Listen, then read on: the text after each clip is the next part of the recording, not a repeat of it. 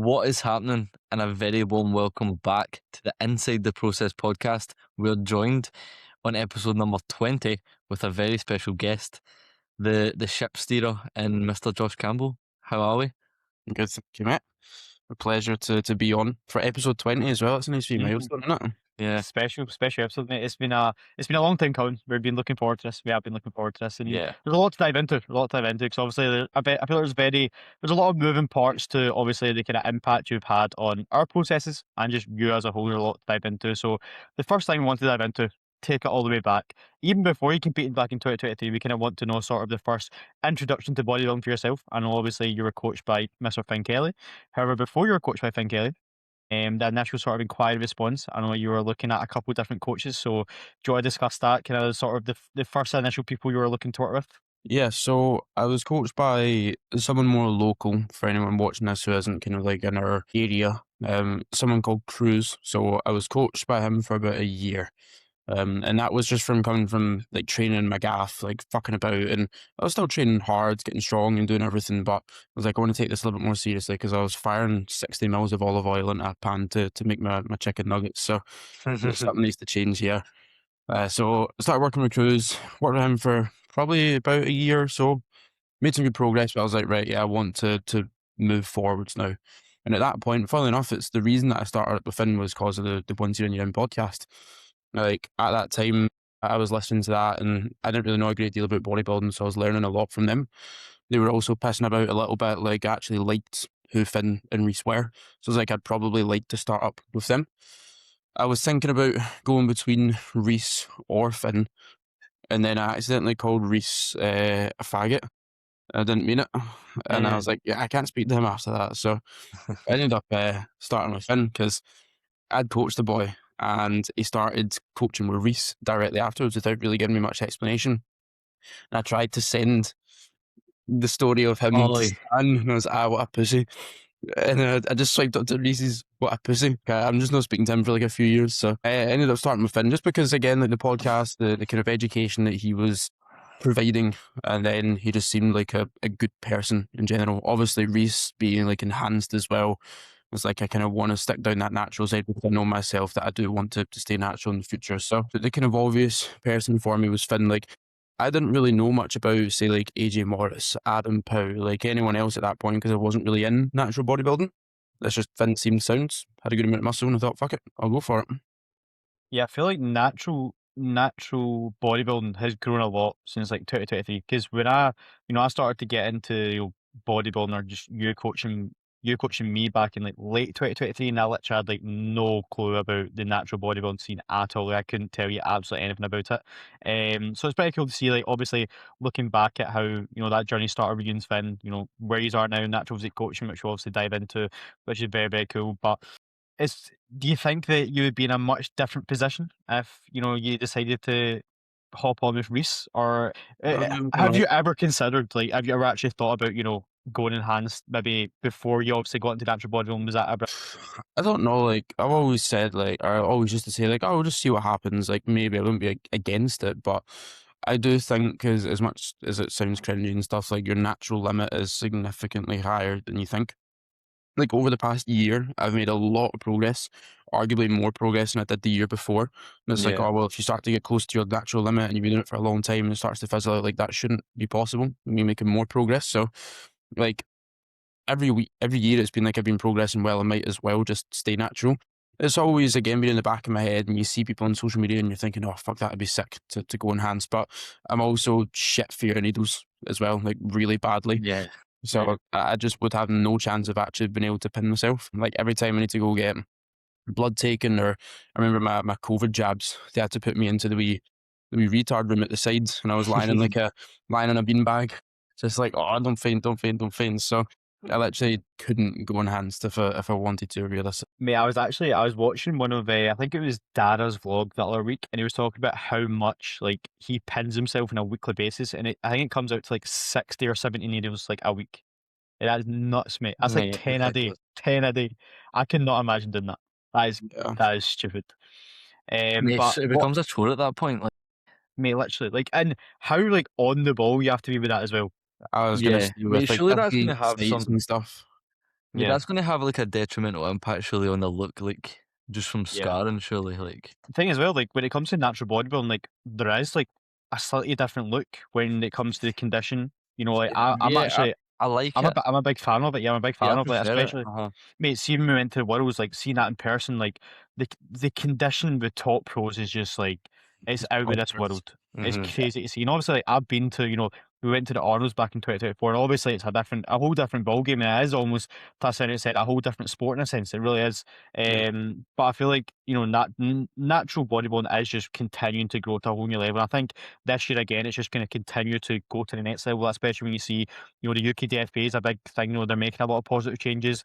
Prize money. The MBW show last year was massive. Like actually, last year, sorry, the other day actually, I looked back at the live stream. Like it's just so cool to look back on. Like things like that. Like Yeah, it is really so cool to high see. But quality.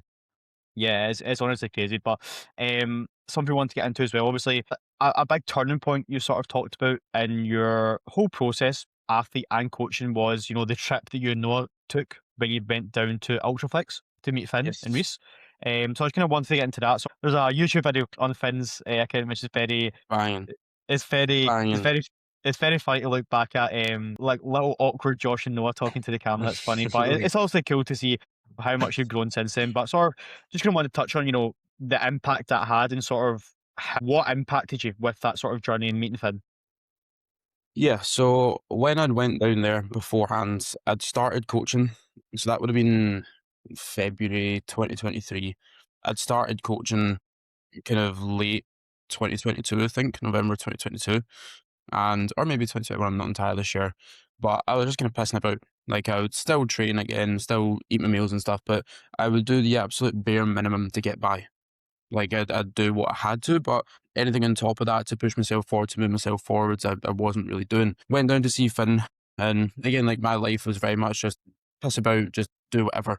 When I went down there, like I kind of went in with that mindset, like I'll just spend loads of time with Finn, it'll be fine. But he was just working the whole time. And he was like, mate, I can't spend extra time with you because I've got work to do. And I was thinking at that point, like online coaching, like I'll just, I'll build a business, I'll grow, and it's easy. I can work from anywhere in the world. And I had that mindset of like, it is just simple to grow. And then obviously that made me realize like, fuck, it's not, there needs to be a lot of work put in here. So Noah and I remember like, that was the first time I properly like spent time with Noah. On the way down, we were talking about how we wanted to grow our coaching, both of us sitting around kind of like 5 to 10 clients at that point at the most. And we were like, yeah, we want to grow it. We want to do this, we want to do that. And we were talking about things on the way down. Realistically, it wouldn't happen because we weren't backing that with actions. Like the goals weren't being backed with the actions and actually doing it. So going down there and seeing Finn and seeing how hard he was working, like the routine, the everything, the standardization of it made me realize like, fuck, I could be doing a lot more. And we had a lot of like chats with them. I remember we drove to Ultraflex Rodham, which is like an hour drive from Finn, and he would get Reese and they drive there. So drove to Ultraflex Rodham, trained, I remember seeing AJ walk in the door. Oh my God, I was going mental. Like Noah and I, like we'd see Jackie was in there, AJ, George, like everyone going in, which was mad at the time. But I remember in the drive back, like we had our own like personal podcast because Reese and Finn were up front and like just we were asking them questions. We were in the back and just chatting to them about it, and they were like, "You boys should be posting like so much content. You should be pushing yourself out there more." Like they were like, not to be horrible, but you get fuck all going on. Like you get so much free time, make use of it. And again, training sessions, like I had trained hard, but seeing the aggression, the mental arousal, like how we are going into a set, and we don't think anything of it now because that's just how we train. But like Finn with his headphones on, like eyes closed, getting nearly to tears going into his set, giving the machine a good fucking slap, doing it as he always does, like getting up for those movements. I was like, oh, there's another level to this training. So that just kind of exposed me to everything and showed me what I'm capable of. Went back, put my head down. Both Noah and I both put our head down, and everything just started to move forward from there. So it was just seeing that work ethic and realizing there's more to give, pretty much. Yeah, mate, I think like a very valuable thing there is just talking about like you witnessing that shit in your environment, and almost like the fact that you're exposed to that, it makes it it makes it within touching distance that little bit more, because you can see it on like social media and stuff like that, but when you actually see it firsthand, you're like, fuck, this is what I need to do to get to there. And it's obviously it's the same with training. Like some of the stuff like can't really be taught in a sense. Like you need to see it firsthand, especially when it comes to like, you know, getting yourself psyched up for those sets. You need to see that shit, and obviously it kind of bleeds into coaching as well. But again, the bottom line is like your environment is it's so fucking impactful on you, and when you witness these people around you doing the shit that it takes, then there's only one path I think for you to take, to be honest. It's the same with me and Brandon, like in Pro Life. Yeah, Those leg days, like you were training hard beforehand, but it was like we murdered each other. And it wasn't just like me trying to like make you work hard, you know, like me not backing that. You could see me backing it as well. Like we're both Yeah. killing ourselves with our training, and it pushed us both on to be better. Like I'm not saying that you need to have someone like that in the gym to be able to progress and to be able to push yourself, but again, just seeing it even once. Like I went down train with Finn and Reese once, knowing, oh fuck, that is there. I can push myself now. It's like you don't realize what goes into it until you can see it in person. But it doesn't need to be you're always exposed to it. It's just, right, I know that that's there. It's now my job to go away and do it. yeah, Yeah, something I've been doing as well is just getting more in-person sessions with my clients, and the difference that makes is honestly like night and day. And something I touched on my stories as well. Like, see when you can see how we train on Instagram, but it's a whole different ballgame when you're in the sessions and you see how you approach the sets, how you approach the big lifts. And again, that was a massive turning point in my training.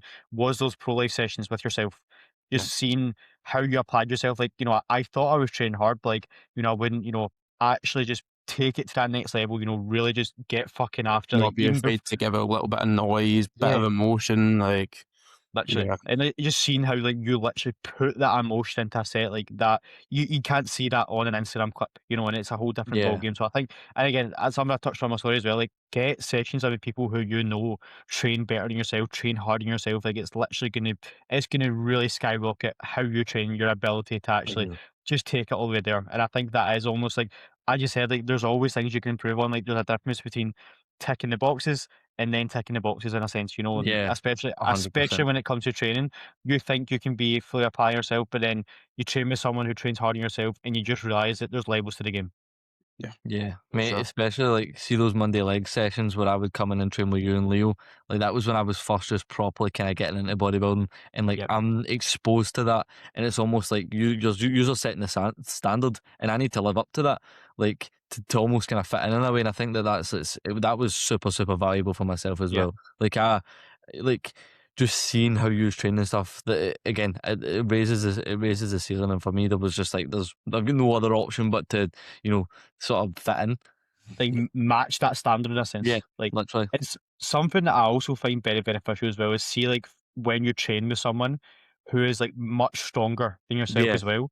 Like it pushes you to almost like I remember like Josh, like I would actually come in every single week chasing your hat squat, chasing your leg press, just trying to like chase that down. But it was such a positive impact to me. It's not like I was, getting sloppy, just ego lifting. Like it was still good, high quality sets, but I was just so determined to catch up to your numbers. Also because, like, we're quite similar. Like, we're both young, both Yeah, natural, both nothing special. It's like, we're just the same. Like, when you see, I always say to clients, like, sometimes I'm not trying to come across as nasty, but like, mate, look at how much stronger I am than you on that. Look at how much stronger Brandon yeah, is than you on that. And we are not different. There's nothing special about us. We're not big, heavy guys. We're not full of gear. We're not genetically wild and benching 140 kg at 16-year-old. Like, we have just worked to get mhm, there. If I'm comparing one of my lifts to Reese's, then like Reese's lifts don't motivate me because he's in a complete different like lane to me. yeah, Like he's nearly double my weight and he's full of gear. Like when I see someone that's natural, that's young, that's a similar body weight doing shit, I'm like, I can't have that. Like I'm not letting yep, them be significantly stronger than me. Like yeah, that's just I'm not having it. Like it pushes me to be stronger, to be better. Like even Noah, like he's always been really strong at say always been he's worked for it, but he's always been really strong at like he's rowing and he's pressing and stuff. I yeah, was like, fuck you. Like not in a bad way, not in like a competitive way that I'm angry, but I'm like, if you can do that, why can't I? And like that's the mindset you need to have. I mm, remember there was a client that came to one of the meetups that we had, and he messaged me after. It was like, I'm so unmotivated now because I've just seen people be stronger than me. I was like, mate, should what? be the exact opposite. yeah, Yes, man. it's It's just all about that mindset of yeah, being perception. motivated by that and being inspired by that and then pushing for more. Like, it's just how Yep. you perceive it.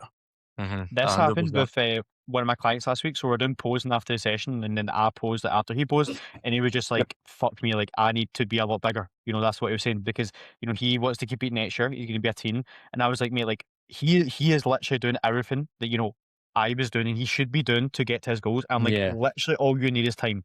Like Yep. you've been doing this, so we've been working together for like 40 weeks now. He's been nailing the process, been making a lot of progress. But I'm like, mate, you just need to do this for another 40 weeks, and you'll Yeah. sort of get to the position that I'm in now. You'll have the muscle I have, and I'm fully confident in that ability. And that's something that, especially younger lifters, need to realize that if you know that you're doing everything, you simply just need time. You just need time. Yeah. It's not just a case of like, what more can I do? What more can I do? What more can I do? Realistically, there's only a ceiling, and it's Yeah. just a case of like being fucking patient. Being patience, persistence will 9 times out of 10 be the answer to a lot of problems. Yeah. So getting into Josh Campbell as an athlete, we'll touch on the coaching a little bit later. But back in 2023, obviously a very, very big year for yourself when it comes to obviously your prep as well. But then obviously that turned into the success that you have now with your coaching business, which is obviously good to see now. Again, something we kind of touched on there. Something that sort of attracted me towards you was sort of the similarities that I saw in yourself. Yeah. Similar age. But I didn't actually see anyone at that age who had a physique like yourself, who was training like yourself, and that's what sort of attracted me to you. But getting into your 2023 season, sort of a very successful year as a teen, winning overalls, some swords was taken home, which is pretty cool. Sort of what I want to get into sort of how did that shape your expectations for your future? And just sort of, I just wanted to dive into that season, sort of how was that season as a whole for yourself? It was sick. Like, obviously, it was a pretty life changing experience. Being there, doing that, and realizing, like, oh, fuck, I'm actually pretty good at this. It was a cool feeling. Like, I always, as a kid, was pretty competitive at most things I done. Like, for most sports, you guys, you always piss about and joke about it, like, when I ever go and do something. Like, I'm usually decent at sports, but I'm Yeah. never, like, really, really good at something. Just And not bowling bodybuilding, anymore. yeah, bro. The bodybuilding side of things was the first thing I've been really, really good at. Like to a level where I could actually compete within like not just my region. Like, I'd played golf when I was younger and I'd played for Renfrewshire, but it's like, fuck, I've just won a British championship here. It's like, oh, I actually do have good potential in this, and it's not just me playing against or competing against people my age. Going and winning overalls was a big thing for me. Like, realizing I can go up against full grown men here and beat them. So it kind of made me realize, like, this could actually be my career. Because before that, it was like, I don't know. I'm still working in Curry's. Like, I'm doing coaching on the side. I don't know how things are going to go from here. But as I started to build up my credentials within bodybuilding and realized that I am good at this, that made me realize, like, here we go. Then this is it. Like, I've got my opportunity to take this and make this my career. So that's when I quit Curry's, obviously in June of 2023, and decided just to go full on with it. Best decision I've made. It was really, really quite a life changing moment, as I say. But that 2023 prep taught me how to work hard, taught me pretty much everything that I implement today. And even like similar with yourself, Brandon, it was just get your head down and work. And same with you right now, Lewis. Like, get your head Yeah. down and work. Like, it teaches you to really, really be quite resilient.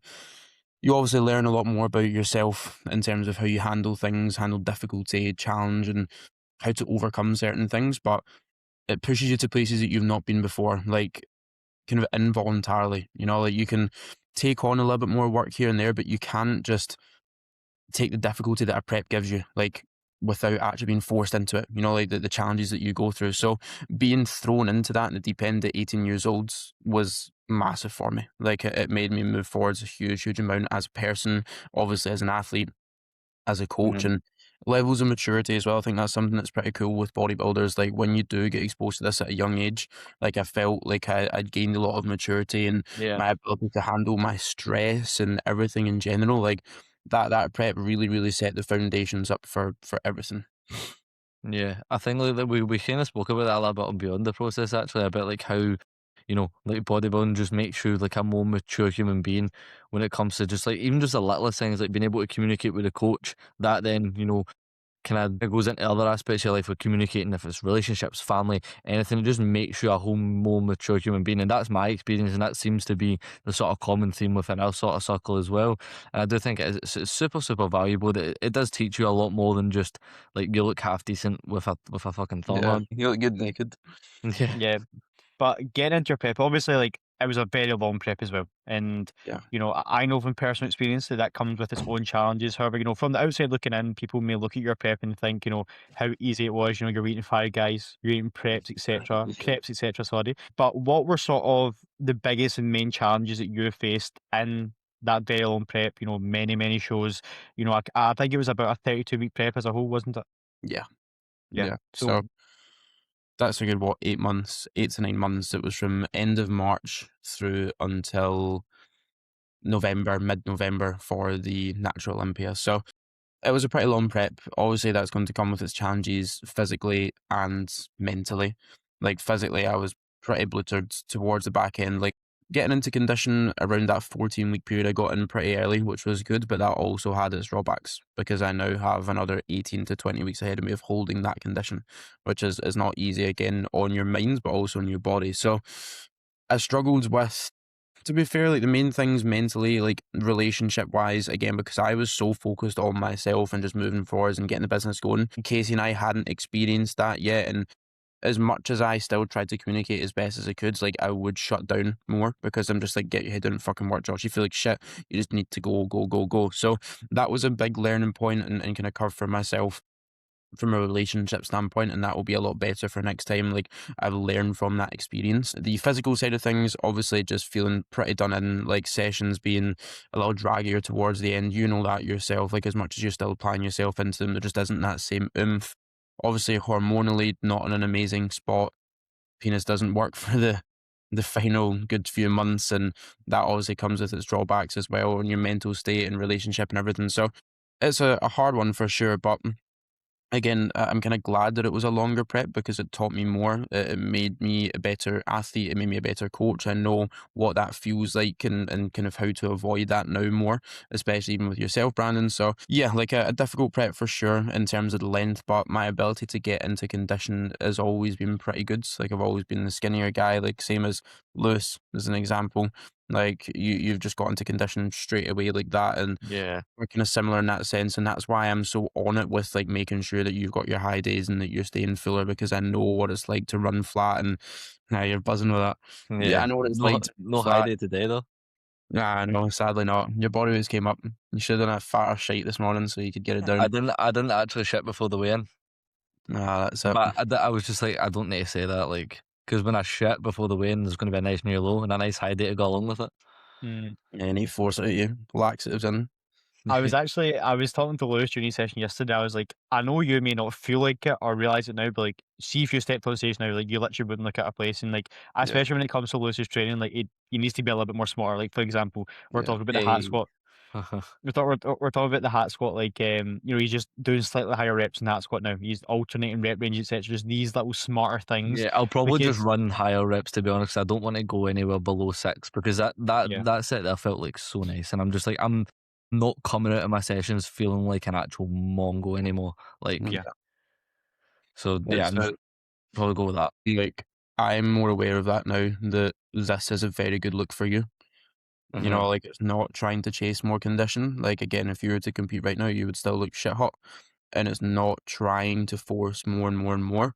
It's Hmm. just trying to keep you full alive and training well. Yeah, Like like right now I feel great. Like that's a yeah, weird thing. I didn't it's expect why to you feel this literally good. in stage condition. You know, like that's Yeah, crazy. yeah. I didn't expect to feel this. Like I still feel like completely normal. Like I don't even feel like I'm dieting. Like it's really It's weird. because what it's been like. How many weeks of it? It's been like 6 weeks, 7 weeks. We're in our 8th week right now. 8th week. So like, you know, you're close to his condition, but like, realistically, you haven't been in that deficit for that long. Yeah, yeah. So like, you're pretty Exposure to close. that, yeah. Yeah, Yeah, yeah. But it's especially like, 3,000 calories above daily anyway.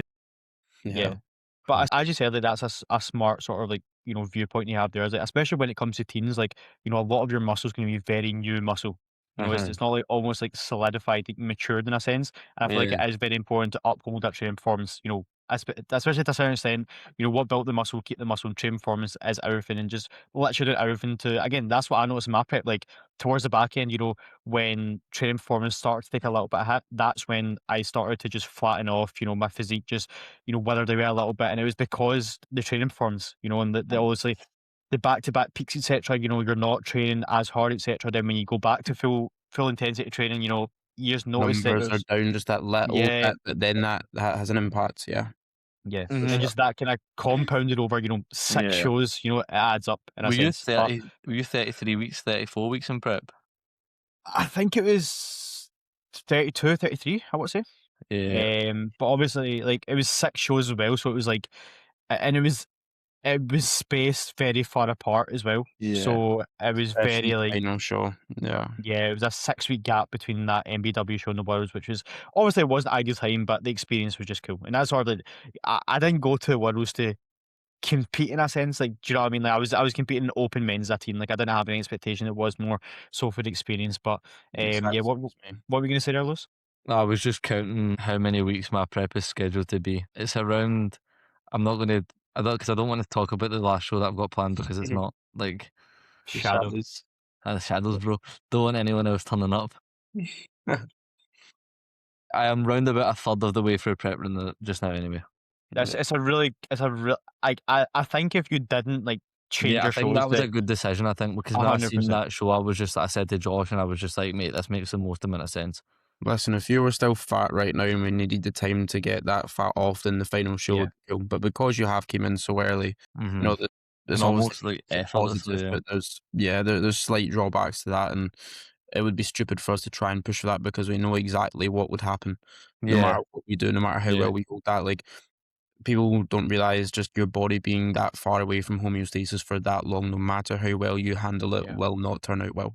Yeah. Like it's really, really hard unless you really need that time. Like some people look better at the end of a 35-week prep, but it's because they were fat at the start and they need Mhm. the time to actually get lean. If you're lean early, like you're never going to look better if you're trying to hold that for 20 plus weeks. So Yeah. being smart Right. with it. And even myself, like at the worlds you were saying, Brandon, you went there for the experience. It was similar to me. Like I hadn't planned that and you hadn't planned that, and that's why our preps were longer. And Mhm. as much as I won the teens class, I came third call out, like back end of the third call out in the men's. Yeah. Like We put that in the Yeah. notes, and I was literally obviously, about to just get into that. Yeah. yeah, and obviously, like you literally won everything up until that point. yeah. Like, and obviously, again, we think personally it could have been a positive. Obviously, you can speak on this yourself. Like, kind of bringing you back down to earth. Like, this is the improvements that you need to make to take it to that next fucking level. Like, yes, you've been good, but almost like, yeah, you're good, but you're not that good. Like, Yeah. kind of life hitting you in the face, kind of a little bit, but maybe needed. But again, you can kind of touch on that. Yeah, I agree with the fact it was a positive. Like I Yeah. actually quite like that. And it's I don't know, like time wise at that point I'd kind of stopped caring. Like at that point in prep I was just thinking like I'm quite excited to get into growing now. Like I was already thinking like a few weeks before that, I'm excited to get myself moving forwards and starting to build new muscle. So it's like it wouldn't have bothered me as much. Like say if it was at like the heart of England or something, I would have been fizzing, like super angry Yeah. and quite emotional about it. But I was like, at this point, I know I don't look my best, so I'm not going to be placing crazy good anyway. But it was a good reminder to be like, right, I'm not the best at this. That there's people there significantly better than me. And I Yeah. know that I just need a lot more time. Just as Brandon was saying, like people that are on their shit, they just need time. And I was still a teen going up against obviously full grown men, and I took out Yeah. Elliot and some good competitors earlier in the season. I think if I was at my best, I would have been in the first call out. But because my body was just a bit dead, like it just, I was nowhere near that standard. Like my trump card was my conditioning.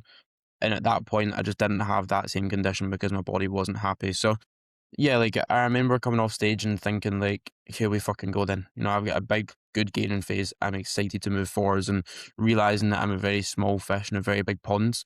Especially when you go to that world's level when there's a lot of guys there. When you see the pro athletes competing as well, you're like, oh, Mhm. yeah. So it was good. Like I liked that, the fact that I knew there was more to give there, and it just kind of like lit a little bit of a fire for my off season. And again, you can take that two ways. Like there would be people that do Yeah. that and they're like, oh well, what's even the point then?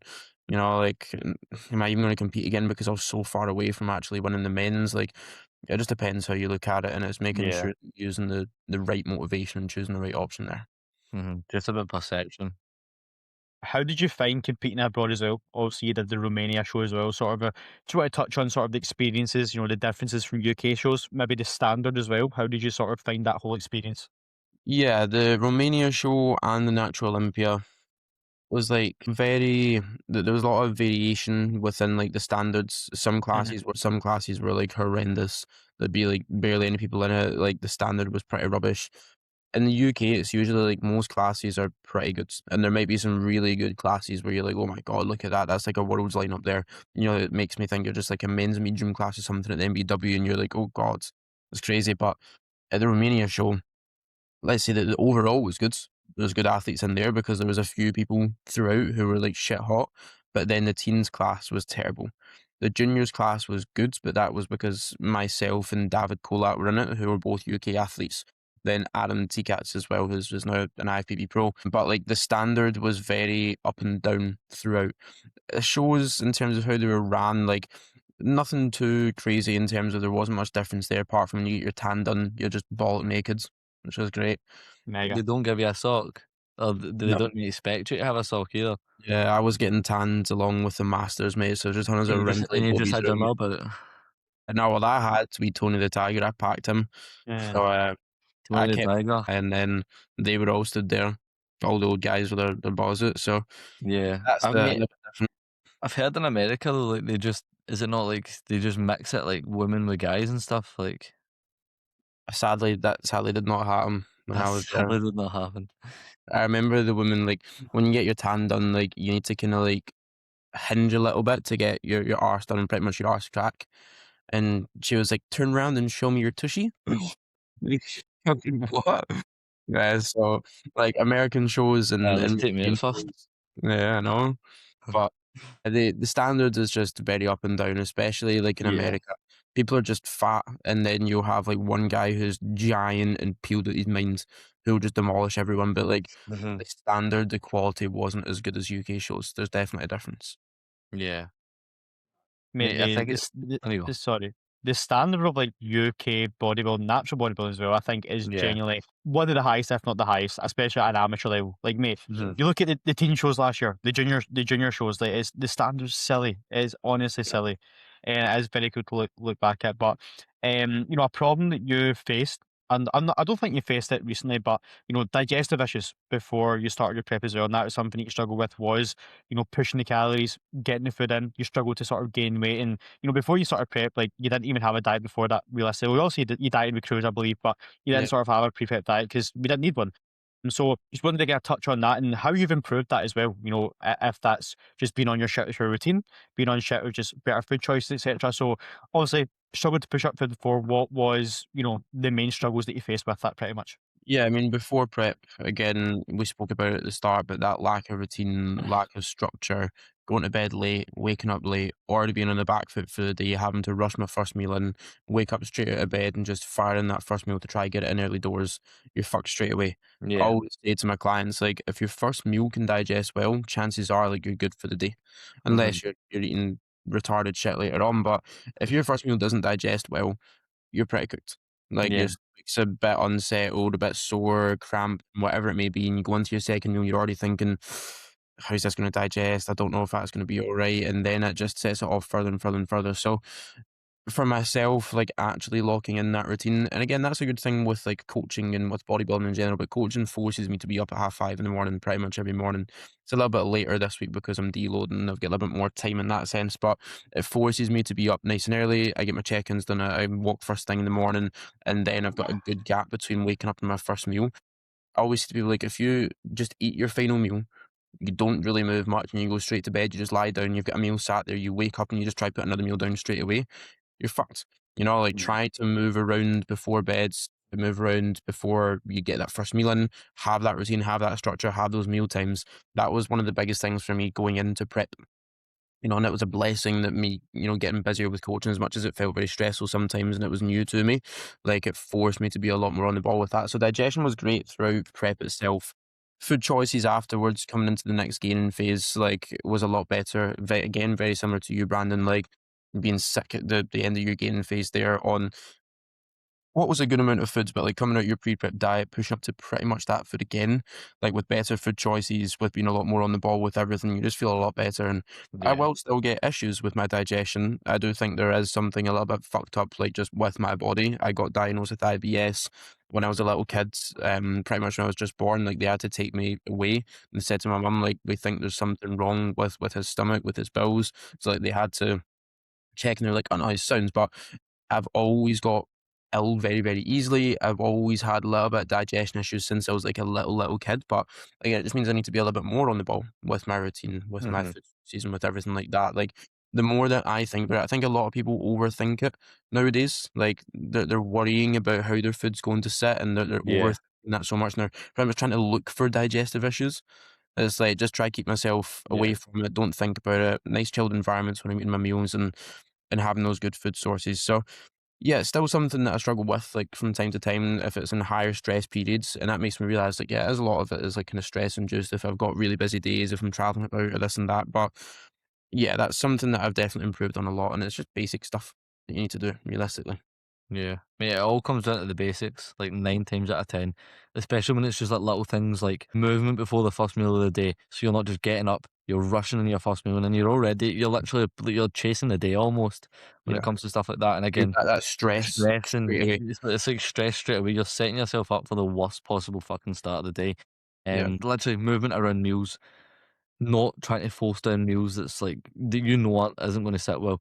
Like, ability is a big part of that as well. Like, yeah, you yeah. know, it's like actually enjoying your food, not sat there trying to do like an eating challenge to get them down, and also not being married to like an exact meal. Like, oh, I enjoy that meal, but I can clearly see that it doesn't digest well.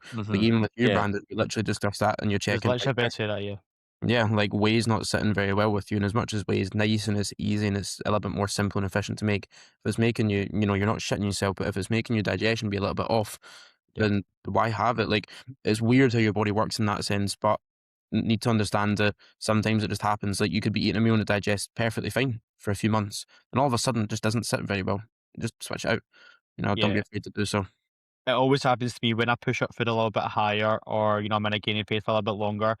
If I eat, like, realistically, if I have like two whey meals per day, usually one of them will just not sit well. So, Yeah, and again, that's just that I've learned from experience. And just like, again, I love my first whey meal, but my whey paste and strawberries and dark chocolate, I fucking love that. But guess what? It doesn't sit well. And again, I love garlic bread, right? That's probably one of my favorite food on the planet. But I know if I eat who garlic bread, doesn't love my garlic bread? stomach is going to be in bits. So it's again just being kind of subjective with Yeah. that. But something as well that you kind of touched up on there, and a recent conversation I've had with you as well, Josh, is like, especially recently with a sort of kind of more influx in my coaching, it forces me to be on my shit even more. And like the almost just being busier and just having clients running in the process as well, it forces me to hold myself to high standards as well. And I think that's a very big thing to talk about as well.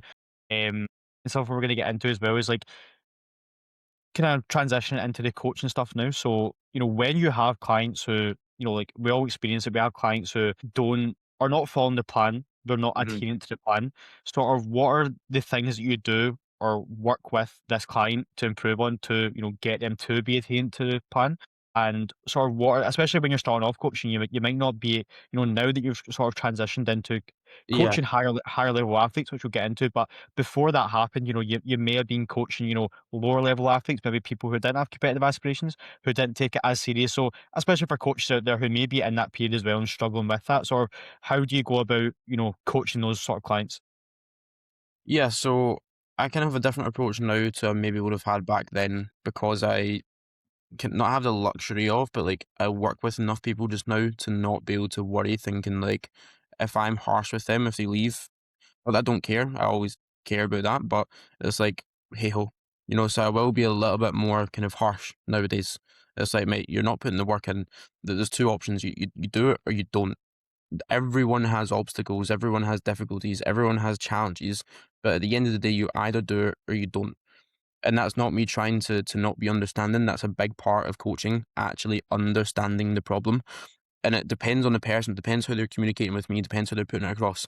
if someone has a genuine problem, an issue, and their schedule's not allowing for something, it's working around that, understanding what's best, moving things around, and working from there. But if someone's just being lazy for the sake of being lazy, it's like, make it your finger at your arse. You know, like you're here to make improvements. I'm here to help you. And if I just, turn over and just let you tickle my belly, like I'm not providing you the service that you want. You're not going to see the improvements that you want. If someone's got an issue and I'm just going, yeah, mate, it's fine, it's okay, don't worry. And just like being too soft with it, they're not going to improve. Some people need that harsh kind of like feedback. Some people need to be a little bit more, you need to motivate them. Let's go, man. Like give them a little bit Yeah. more, I don't know, enthusiasm and encouragement.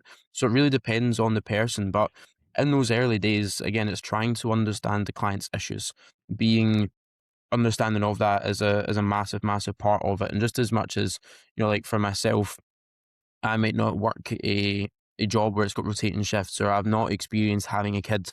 I'm not going to be like, yeah, mate, just get it done.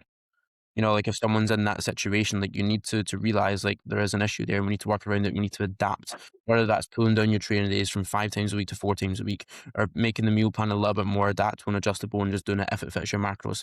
It depends on the person, but just being truthful, being honest with your clients, and making them understand, like if you're not doing that, you're not going to progress as much. If that's fine with you, and if you're happy to not progress as much, then that's cool. Like it's something that we can not look by but accept, and it just depends on the person. Like everyone's so different, and that's, I remember in my prep, it was something that I let slip a little bit because I was working so hard and I was in the mindset of just fucking get it done. A client would come to me with an issue and be like, shut up, mate, just fucking get it done. Like not allowing the phase that you're in to influence your feedback to your clients is a big thing. Like kind of like, I don't know, taking yourself away from that and just being as objective as possible is a big thing. So it depends what part of your coaching you're in, but for early days, just trying to understand your clients as much as possible, but not being afraid to put the foot down. Like if someone's ripping the piss out of you, they're not doing anything that they're just being straight up disrespectful. Don't, again, give them like super nice, like soft feedback. Be like, mate, get your shit done. Yeah. I think as well, like, obviously when clients hold you to a higher standard as well, like they can almost be afraid to let you down in a sense. But something I was actually talking to this morning with a client is like, you'll never see me like give you into trouble. What I do now and what I've learned to do is like, see if, they mess up, they're not adhering to the plan, they're not sticking to the plan. I will simply educate them on the impact this will have on their progress. It's only limiting their progress, Yeah. and educating people, and like, you're only limiting yourself. Like to a certain extent, like obviously I want to get results. Like again, that benefits me just as well as it benefits you, of course. But you're only stopping yourself, by you not eating a meal, by Yeah. you not sending training clips, by you not actively improving your process. It's only stopping you and limiting you.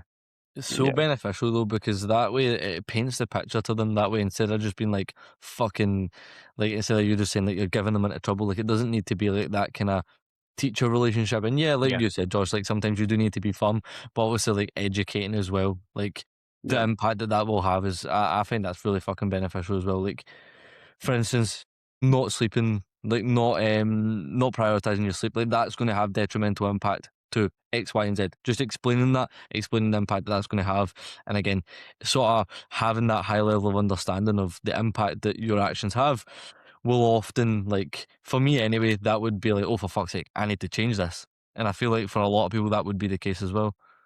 Yeah, it depends how they communicate with you. There's a big Yeah, like if you've gave them that education for so long and you've told them you need to do this and this is how important this is and they're still not doing it, that's when you need to just put the foot down and be like, mate, what are you playing at? Like genuinely have a look at yourself and understand, why am I neglecting this? What hmm is it that's stopping me? And let's get to the bottom of this. And it also depends, like if that client is like, yeah, mate, and when they check in, they've said, I'm so sorry, I've not got my checking clips sent over, like my training stuff, like my tripod broke this week, and I didn't feel comfortable recording the gym. Cool, mate. It's fine. Like, get your tripod sorted, and next week, don't be afraid. Like you'll be absolutely fine. No one's going to worry about it. No one's looking at you. As long as you're respectful with it, you're fine.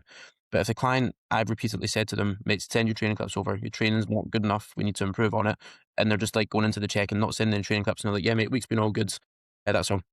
That's when I'll be a little bit more firm because like yeah, you clearly don't see the issue here, and you're just like looking past it.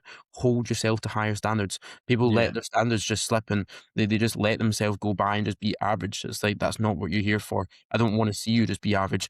And that's what I always say, like I ever give someone a bit more firm feedback, it's not out of a place of me just being pissed off at them or angry. Yeah. It's me wanting to see them improve. It's for It's their always from a good place.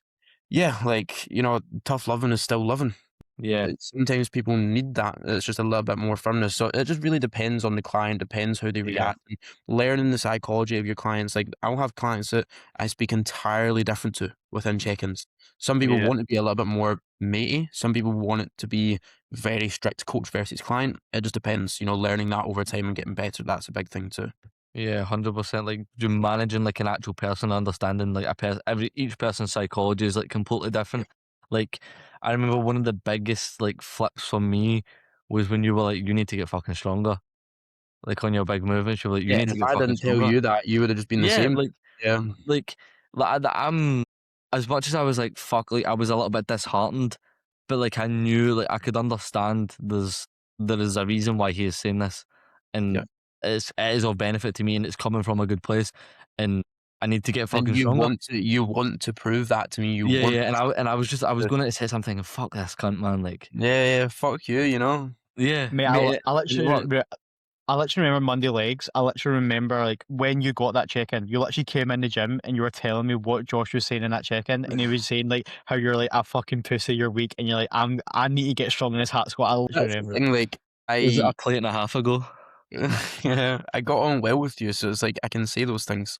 Yeah, And yeah, it wasn't like, "Yeah, you yeah, little and you fucking understood like how I would react to stuff like that. Was if you It's get someone that's knowing a what little makes bit people, like, really softer, click and fucking yeah, go for it. Like, there's certain clients that I might not be quite as close with yet, and I've not spent enough time, like, understanding them. I can't just be like, "Yeah, mm, fucking show me then, like, stop being a bit." I can't say that to them, but I can say that yeah, to people that I get on with better. It just depends at what kind of part of the coaching you're at, so understanding your clients is a big thing. Yeah. 100%. Now, getting into coaching higher level athletes, which is a very exciting topic that I'm keen to hear your thoughts on this. So, Yep. sort of what I want to get into is sort of the pressure that comes with that. Now, obviously, you've got a pro card under your belt now, which is not an easy accomplishment, which is pretty cool. Cards. 4. Ca- Cards and I swords, need to piss. I'll just be a wee second. all good, mate. But yeah, actually, I want to get into that. So recently, that was like kind of in the last year. So is there a sort of higher level of pressure that comes with coaching higher level athletes, having higher goals?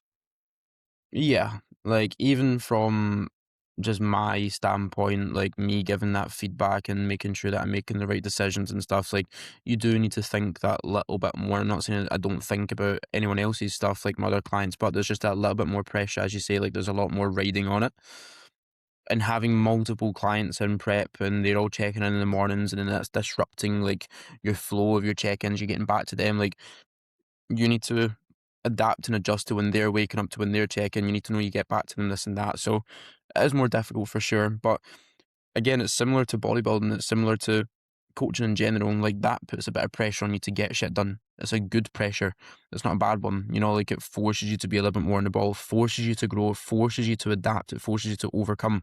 Like if I just let myself be scared and let that pressure get the most of me, I wouldn't be moving forwards. It's good to be forced into that position. As I say, it's hard to like voluntarily put yourself in that place, but when like a client inquires with you and they want to prep and they're really good, I'm like, yeah, let's fucking do it. And you just go for it. Like when you know that you've done it yourself, you've got that experience and that knowledge and able to do it, you just need to do it, not letting that imposter syndrome kind of get to you, because it's always going to be there, but just backing yourself and just going for it. Obviously, there's more eyes on higher level athletes as well, with yourself, with Petru, with other people that are going to be competing this year. I think have got near that kind of double digit range. Yes, it's scary. And yes, what if you fuck up this and that, but it's all a learning curve. It's all just applying yourself and getting better and better over time. I know that I have the baseline knowledge. I know that I have good experience within myself, within prepping other clients. I've, prepped people to compete in double digit shows overall over the past year. Like, I know that I've got it in me. I just need to believe myself, put the work in, back myself, and it will just only get better and better over time. So dealing with that pressure is just the same as dealing with the pressure of having to get my meals in at this time, having to get my check-ins done at this time. It's all very similar. You just need to not let that get to you too much in a sense. That's a common trait that I see with people who are just successful as a whole. And I know this is a very rogue example, but something that I've just recently watched is I'm not sure if he's watched it, but it's the Gordon Ramsay documentary. Eddie's Yeah, watched it. yeah, actually, That's in like another. So episode 3 or something. Yeah, yeah, yeah. it's really good. But like you know, what he does, like, he takes, like, he has all this money, all this success, right? You know, he's got a family, but he still takes massive, massive risks and puts himself in just extremely uncomfortable positions when he could literally just sit back and be comfortable. And that's kind of like what I'm seeing with yourself here is like, even though, you know, you've got this amount of clients, you're making this amount of money, blah, blah, blah per month, that you still push yourself to be uncomfortable. You still fucking just put yourself in the deep end almost, like when it comes to, you know, prep clients. I feel like that's why you're constantly just taking steps forward, taking steps forward, taking steps forward. And again, something that you have really just put into me and consistently told me over these last few months, especially in prep, is just not getting complacent. You know, that's something that you're really big on. I feel like that's something that you lead from the front with as well. And that's something that I say to my clients as well, is do not get complacent no matter the success you're seeing. Like when you start to get a bit comfortable, take your foot off the gas pedal, and that's when you stop taking steps forward.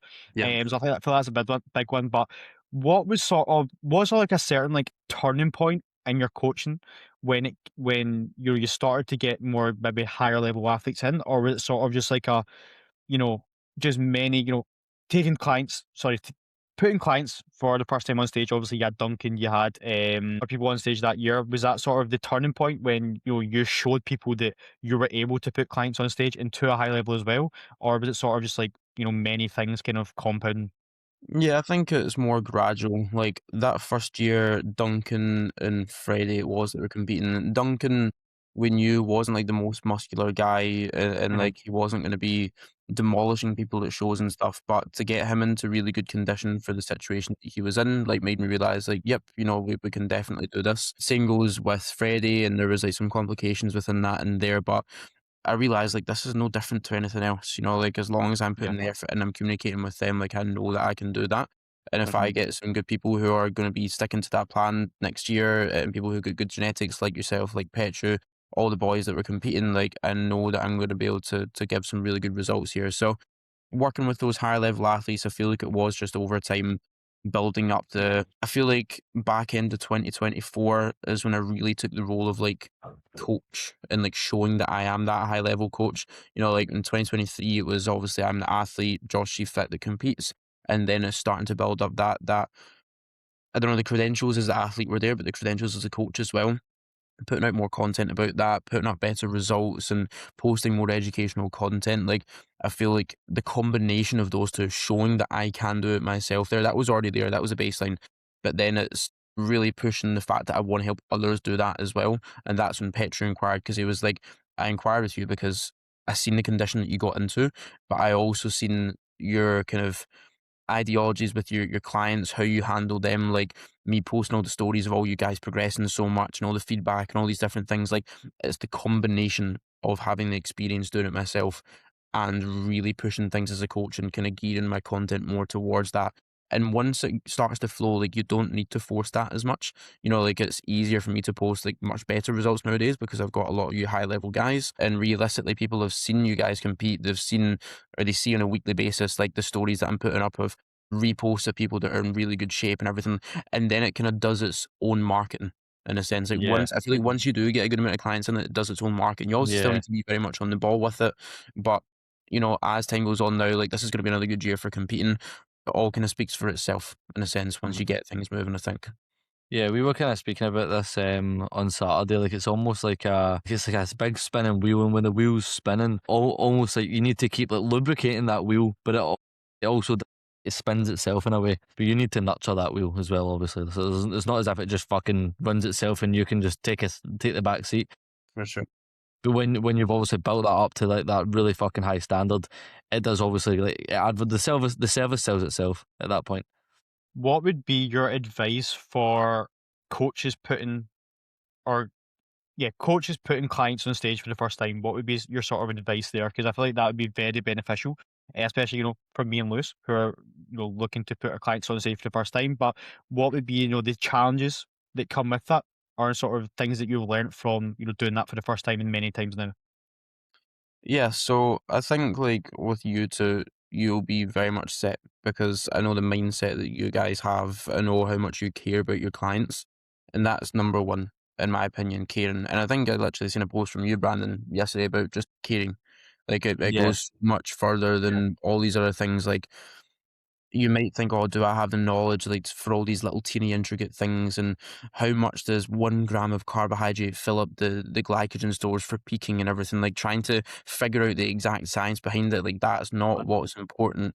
It's about Yeah. caring about your client, getting them to communicate properly, understanding them, and being really fucking on the ball with that. You know, like forcing them to be more communicative, forcing them to make sure that they're checking in consistently, you know, making sure that they are actually feeling good, that they're in the right headspace, that everything's moving well. Like caring about your clients and really putting a lot of effort into them is number one. I honestly don't think there's much need to complicate it more than that. You know, like just put effort into them and they will, you know, that passion of you wanting to see them do well, it's infectious. They want to then improve so much. They want to provide good results for you. And when you care about your clients, when you go above and beyond for them, again, they want to see you do well. So they put more effort in because they know that those results reflect on you as well.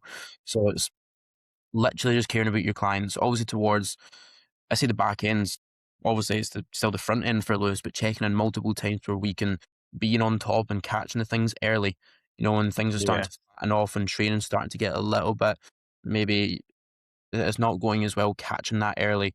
You know, like Brandon with you towards the back end, like it was only until it was happening that we kind of realized it, Yeah. and trying to be ahead of that. And that's obviously the coach's role, but it's also the athlete's role, and the coach kind of communicating to them that if there's anything that feels off, let me know straight away. Don't bury yourself. Be aware of things, and just making sure that your clients are communicating well and that you're caring about them is the biggest thing. Yeah. Yeah, feel like a big thing that I learned from yourself was, again, the effort you put in, especially when it comes to like peak week, like, like the effort you put into myself, like checking in daily, the in-person sessions, like actually taking time to do that, obviously, if you can, but as well as getting the right information from the client.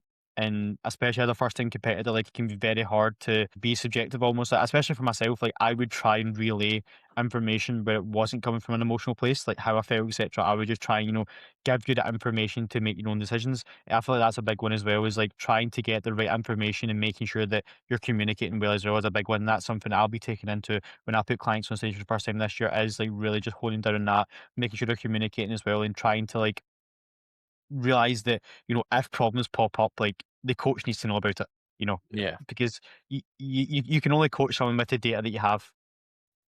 That's a What's big Yeah, one. you can only usually go off of what you know at the end of the day. Like, if you don't know the shit that's maybe going wrong, you can't factor that in when you're making decisions. Yeah, Like, I genuinely, don't have this little magical ball that I can just yeah, tell Yeah. everything that's going on, like, but it's also, again, like, it comes down to actually pushing your clients to do more outside of the gym and to mature more as people.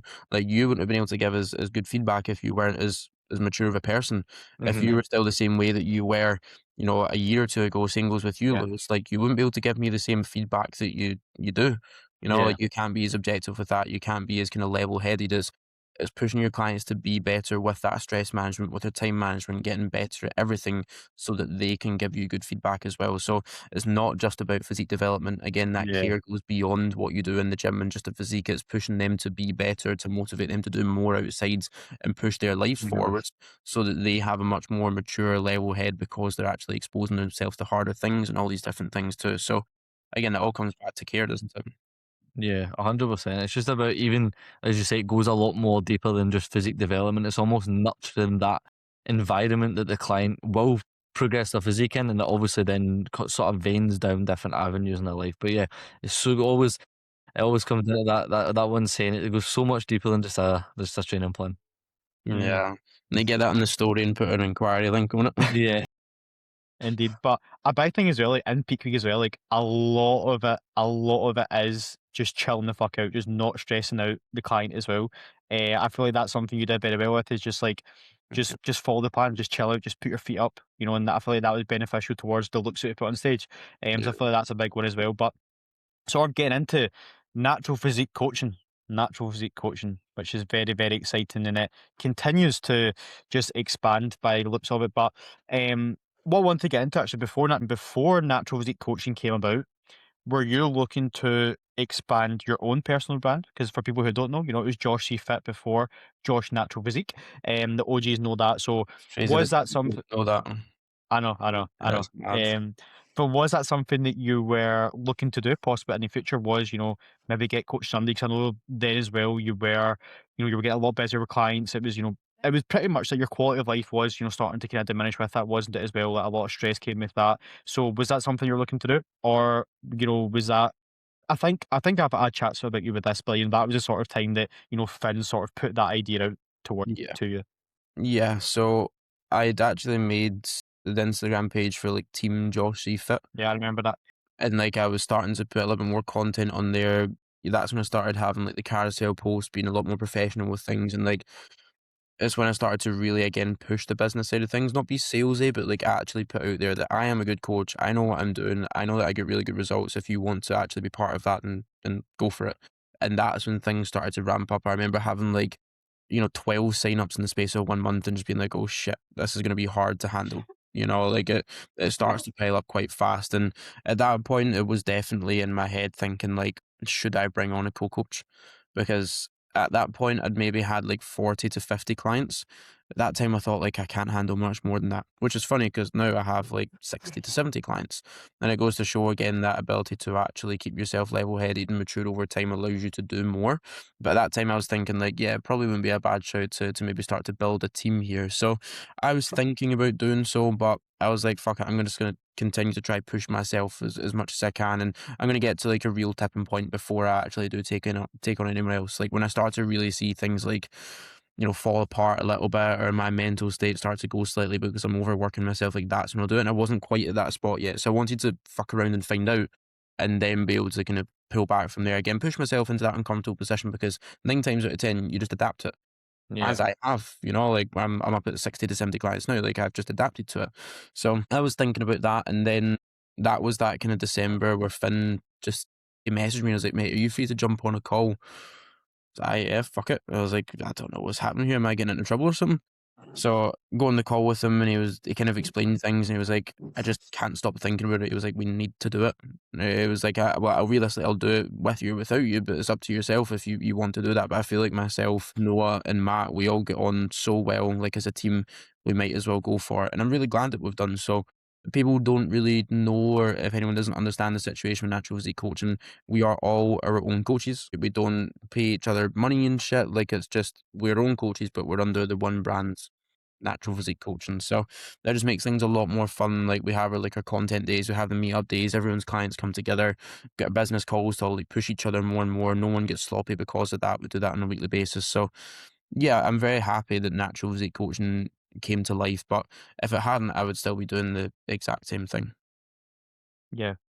How have you sort of dealt with the popularity and increase in clients and just you getting busier as a whole that's came with natural physique coaching? And how it's almost morning coaching now, isn't it? Natural physique, like it's almost like a full brand that you're creating now. I know you've obviously got the hub, which to discuss about as well, and obviously possible plans to sort of just expand that as a whole, which is really cool to see. And you really are just like putting your foot down in the natural coaching industry, which is really cool. And I'm sure in the years to come it will only get bigger. So how have you dealt with that sort of increase in popularity? Maybe possibly like an increase in what's the word I'm looking for? Like maybe expectations as a whole that may have come with that, with just getting popular with that. So how have you sort of dealt with that?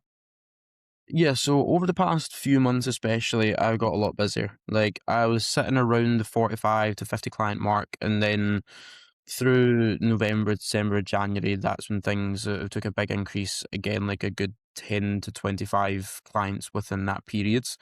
And it's been hard, it's been difficult for sure, but there's not really been much to it. It's just a case of wake up a little bit earlier, make sure I'm really on the ball with my shit, and just adapt from there. Like I feel like that's a big trait to have for people that are wanting to just get shit done. It's like not worry about it, not overthink about it, and just simply get it done. Like I could worry and stress and think, oh fuck, how am I going to manage this? But all it is just being very much on the ball with things and slowly adapting to it over time. Like the hard part right now for me is content. Like looking after all my clients. It is new to me having 12 to 14 check-ins on a daily basis coming from maybe 6 to 10 is more difficult, and I've not been able to train at JPs because of it, which is this not a negative, I wouldn't say, because I'd still like to train at JPs, but it's just too far away. I don't have the time to go there. It's being sensible with little things, and again, even with Brandon being able to do like my carousel posts, edit my YouTube, like getting people to do other stuff and delegating those tasks is a big part as well. And obviously that comes with paying money with that, but also taxes and business expenses. It depends how you work it and stuff like that. But yeah, it's just kind of understanding that there's people out there that do more than me, so I can't be thinking, oh fuck, how am I going to do this? It's impossible. And as much as I say that, like there is clients or coaches out there that have got 100 plus clients, I openly admit that I legit just don't want that. Like, I do want to still enjoy my life. I don't want to just only bodybuilding coach, because if you're doing something 24/7, you're going to burn out quite consistently. Yeah. You know, like if it's all you do, like I want to still be able to have hobbies outside of that. And to be fair, that's a good answer to that. I think like still being able to separate coaching and bodybuilding from other stuff. Still being able to spend time with Casey, still being able to go out in my car, still going out and be able to do fun shit in general. Like that's been a big part of me being able to handle that, because without that, I'd lose my mind. You know, like I do still really appreciate and value doing things that make me feel like a little kid again, and that makes me just like happy in that sense. So still giving myself time for that, and really being quite harsh to that, because I could wake up again at 8 o'clock and still get everything done, but I'd work up until like I go to sleep. If I wake up at 5 and I'm really on my shit, I've got an extra hour or two where I can just do stuff that I want to do sometimes throughout the week. And that's not always going to happen. There is still a lot of the time where I'll work until 9, 10 p.m., even if I'm up at 5 a.m. But having those little bits here and there where I can actually still chill out is really important for me and really valuable to me. Yeah, 100%, man. Just being, we spoke about it a little bit with Jack Kinsey Clough, but just being more than like a bodybuilder, being more than a bodybuilder and a coach is so fucking valuable. Like even as you say, like even if it's just fucking off to the bowling on a Saturday, like with the boys for a few Um, hours, it literally is Shisha bar. fucking off to the bowling or fucking off the shisha bar, whichever one you'd like. But yeah, mate, stuff like that, it's so fucking valuable in just ensuring that you are just staying mentally fucking sane. Yeah. Like when it comes to obviously the bodybuilding, it's so 24/7. Especially obviously when you're as busy as you are with coaching as well, it can be so fucking 24/7. But when you obviously have these little things, it kind of take your mind off of it, and again, just allow you just to wind down. I really like Trained by JP, right? And like his intensity and his ability to switch everything on while training.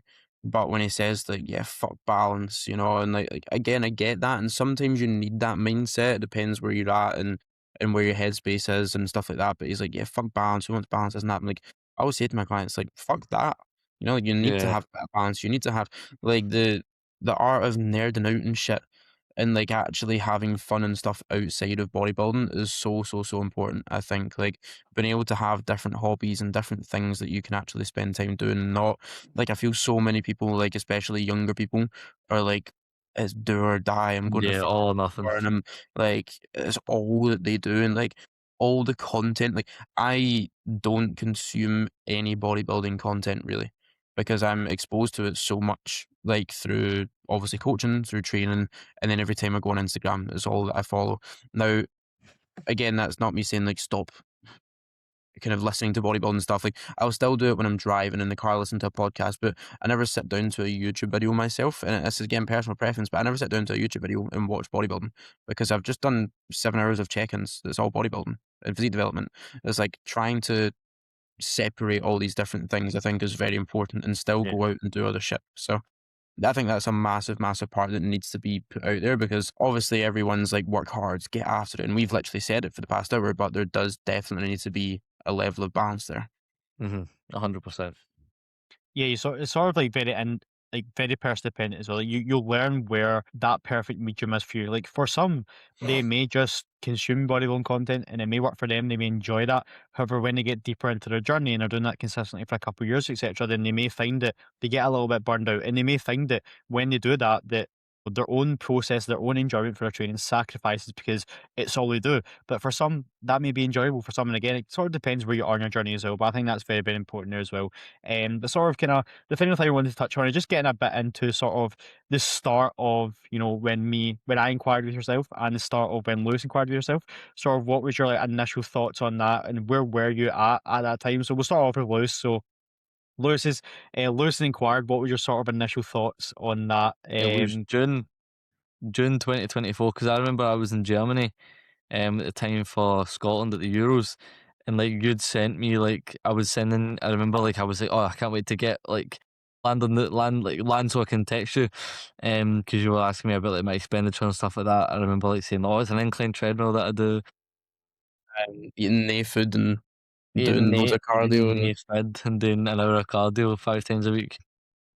But yeah, I remember like because you'd sent me like because I didn't use WhatsApp like at all, and I'd literally downloaded WhatsApp so that you could like Yeah. and then you were like because I hadn't watched like the personal like the response video, and you were like, oh, just let me know when you've had a watch over. I was like, fuck, I didn't even see that it was there. And then September 2024, I then signed up. Yeah, because Also, that's the thing. Like some people will send shit over, and they'll be like, yeah, I'd like to start up, but I'll get back to you in like a couple months. I'm like, fuck it, I'm never yeah, gonna use it they again. never do, yeah. Yeah, so it's always nice, like, when someone does inquire and they're like, "Yeah, I just need a little bit more time," and then you get the Yeah, message, you're like, "Fucking brilliant," like, "I'm glad to yeah. see it." And you'd obviously moved forwards a lot as well, like, you'd got a lot leaner, but you'd also nearly died in the process. Like, you were pretty, like, slim and you'd not lost muscle, it's not as if you had, like, a huge amount of Yeah, I muscle there, didn't even but have it you till were, this like man. yeah, so I remember when you signed up, I remember the video as well, absolute peak, the announcement on Instagram. Oh, I am happy to announce. But yeah, like I knew that you I had have got potential no there. testosterone. Yeah, exactly. I knew that there was potential there. I knew that you wanted to work hard. I knew that you could compete. I remember also seeing like on your Instagram there was like a slight time I seen on Instagram like you had like a kind of PowerPoint slide post and it was about some like really intricate scientific thing. And I was like, "Oh God, is it gonna Oh, be it was about rear delts. something like that?" Just And I go was like, down the "Oh, bottom of my Instagram. It's about rear that's such a delts. minuscule, like, small topic. Is he gonna Yeah, overthink yeah. everything here?" But then after speaking to you, like, I could sense Yeah, that I used to love excitement, that like shit when I first got into training. everyone did, like trying to Yeah. think or figure out the exact thing to do. But it's Yeah. funny how it comes full circle and you just realize like Yeah. fuck, there's no point in Yeah. overthinking that shit. But yeah, like I remember speaking to you about obviously competing as well and possibly competing as a team and things were going really good. And then you obviously had that period where like you just couldn't do anything like injury wise. You lost a little bit of Mhm. size there and it was like slowly slipping away from us. And then again, it was just Yeah. like, right, let's fucking go then. Like if you work for this really hard, there's a good chance that you can do so. You obviously had the pre-prep diet, and that's when things really came to life. But yeah, like I remember when you started up, like it's always good when you know that you've got like quite a good amount of influence in someone. And because you were young at the time, obviously you're still young, we're all still young, but I knew like if I was feeding you the right things that you could flourish a lot within that, Yeah. like you would improve a lot. So I remember that well. And even being in GPs, like in the old unit, like when you're doing your leg presses, spotting you, and I remember you doing like the Atlantis incline, you had like a fucking plate and a 15 on it, and I was like, "What the fuck, mate? Get some more weight on that." And then you got Yeah. like a one repper with two plates or something. I was like, "Oh, maybe it just doesn't quite have that in him yet." But like being able to push you and to really see you grow in that way was very cool. So yeah, that was good. And with you, Brandon, like I remember you inquiring, and I actually remember really well, like in one of the sections, it was like, "This is my passion, and this is what I want to do."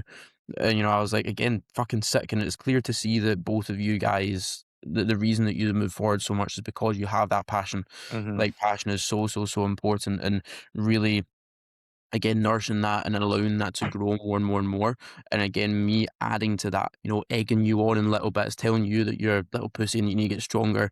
And then Brandon, like in person calling him a fucking bitch when he's about to go in front of the Yeah. rep in the leg press, make it move, pointing at him, giving it fucking everything. Like, Yeah, Mhm. those the times are Josh C honestly, point, the Josh C Yeah, yeah, point. the Joshy points. Oh, legendary. Like those times are very, very cool for me to think about, and again for it to come to where it is now, even to see you guys like with so much success and moving forwards. And obviously, we're not all where we want to be exactly, but we're all very much moving in that direction. Is sick. And again, even with you, Brandon, it was like, right, you've got aspirations to compete. We'll just see what happens. It's Yeah. no, there's no coincidence there that the reason it has happened is because you've just fucking put your head down, you've worked, and you've shown that passion, you've kind of shared that with other people as well, and you're obviously going to have the same impact. The very cool thing I think is the impact that I've had on you guys, you're having on other people. Like Yeah, mate, already, it's so it's cool to so see. full circle. Yeah. Because like yeah, some of my clients now are like wanting to get into coaching, like they're wanting to come in next year, and I literally just like it's literally just like a younger me. It's so cool to see. That's a couple of things I want to touch up on there that you said was, one of sort of like I wouldn't say turning points, but one thing that really like, sparked my passion was like, especially when I started with yourself, like you said to me like there's a lot of fucking potential here, and I was like, oh fuck, like because I didn't really understand like how I looked at the time, what position was in. yeah, I was like, oh fuck, like I may actually be able to do this, and like that just knowing someone that has that confidence before you have that, I feel like that it's super belief in important. you as well.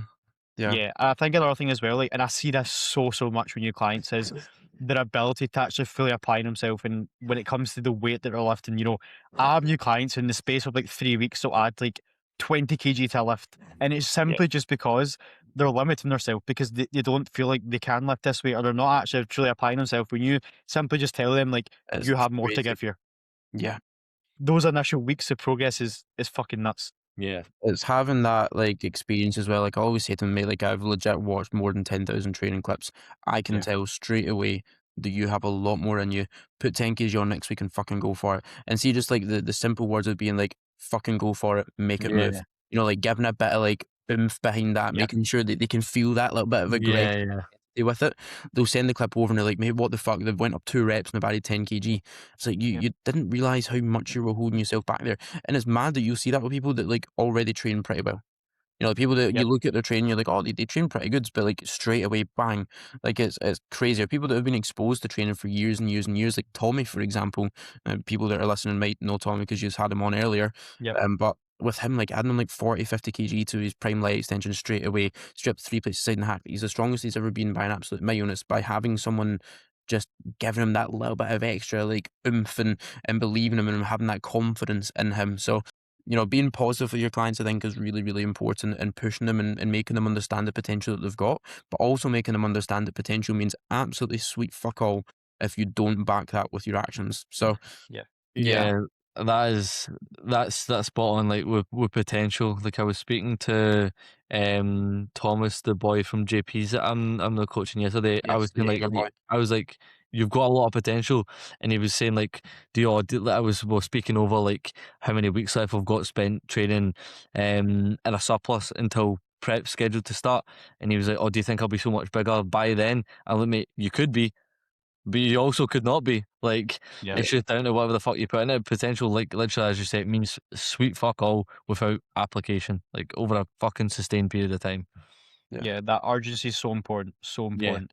But I think you were saying there, like, see when it comes to training clips, like, yes, I'm looking at, the setup, the execution, but I'm also looking at, the expression, like they're literally like their facial expressions, like how they're actually applying themselves. Like that's such a massive thing that I feel like can be overlooked with some coaches. Is like they're so focused on, being perfect. And that's something I've recently learned as well that I've really honed down on is just making sure that you are actually applying yourself. Like there's a massive difference between you just going into a set, going in like, going to failure between like getting fucking aggressive, actually Yeah. putting that aggression into your sets. Like again, there's levels to train, there's Mhm. always another level that you can take into, Yeah. and just learning how to tap into that next level is where that, next level of progress can come, in my opinion.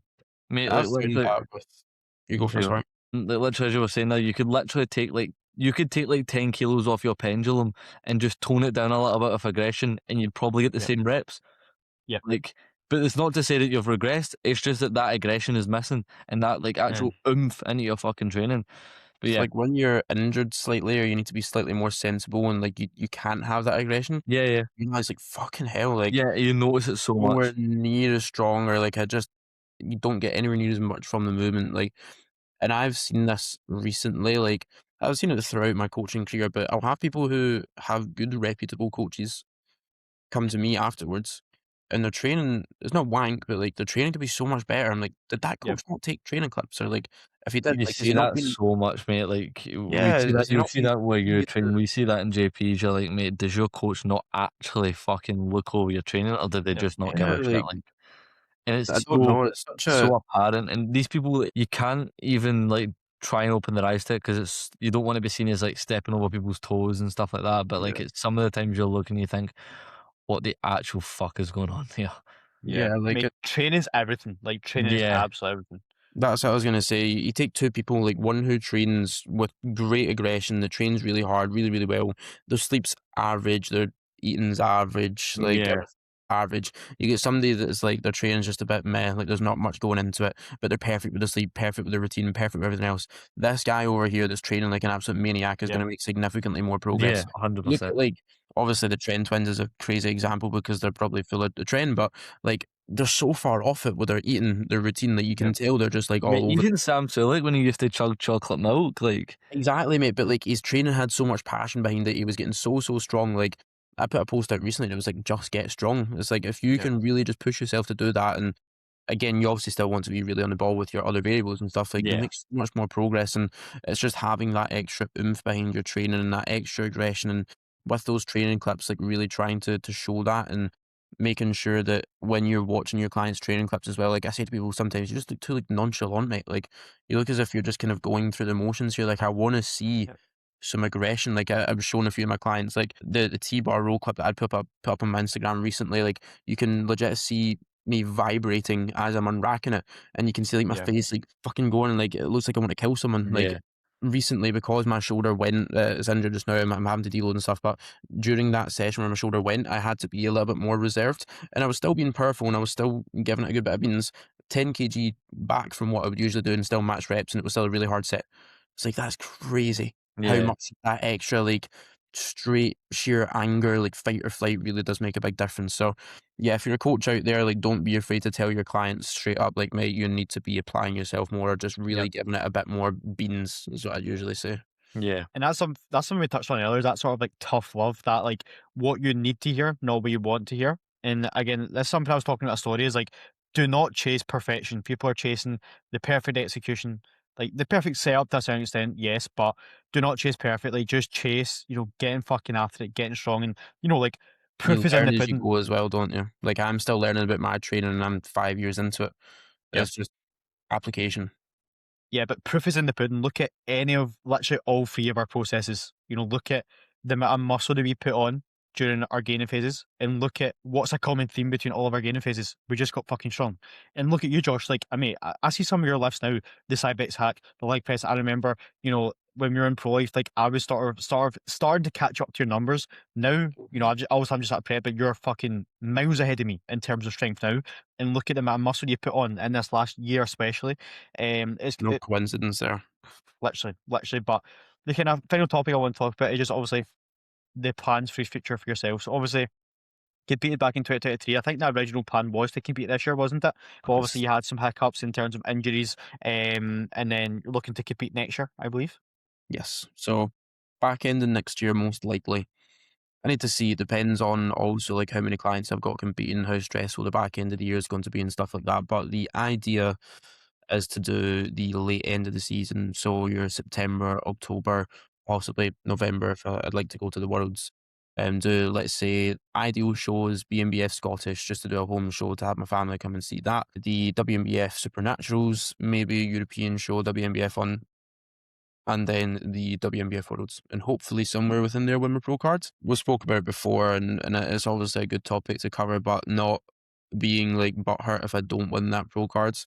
I Yeah. know Yeah. that I'll most likely be touching a pro worthy physique. I mean, I'll see at the time. Like, it really depends how I start to line up next to people and stuff like that. But I do believe that with that 4 year off season, pretty much, or like a 3.5 year off season, that I will have built a pro worthy physique, because beforehand I was beating people that are now pros, with like less time than I had to improve there.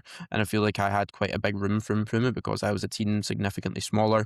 I've pushed back up now, after my recent diet, and up at like 7 to 8 kg, 14 kg above my stage condition, still with some like good glute lines, hamstrings, and stuff like that. So I know that I'm going to be a good chunk bigger. It just depends how well that's going to translate on stage. We'll just see what happens. 2027 late end, and hopefully be chasing the pro cards, have a lot of improvements as the main goal. Like, I want people to be like, fucking hell, he really, really has improved. Whether I get that pro card or not, it's not like, oh, he looks a little bit better.